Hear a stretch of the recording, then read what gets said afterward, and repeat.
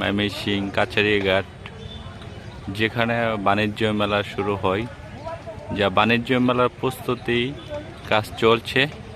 খুব শীঘ্রই বাণিজ্য মেলা শুরু হতে যাচ্ছে, যা আমরা জানতে পেরেছি 10ই ডিসেম্বরের মাঝেই বাণিজ্য মেলা শুরু হতে পারে।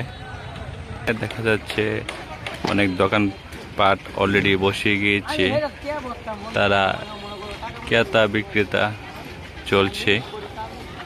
দেখা যাচ্ছে প্রায় সম্পূর্ণ কাজ সম্পন্ন হওয়ার পথেই রয়েছে।